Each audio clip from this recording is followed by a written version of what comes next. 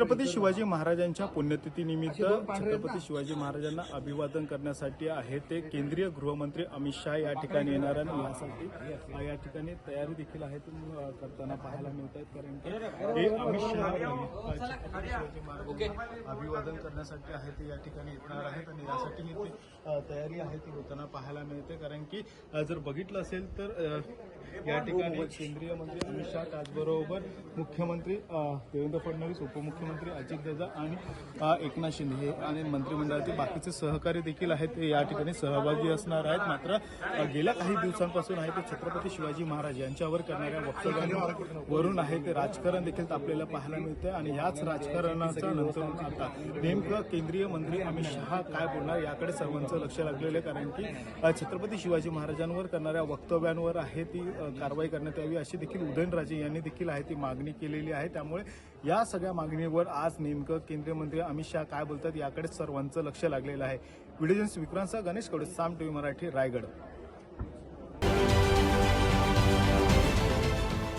देश विदेशातील प्रत्येक घडामोडींचे लाईव्ह अपडेट मिळवण्यासाठी आता साम टीव्हीच्या सर्व सोशल मीडिया प्लॅटफॉर्मला लाईक, फॉलो आणि सबस्क्राईब करा।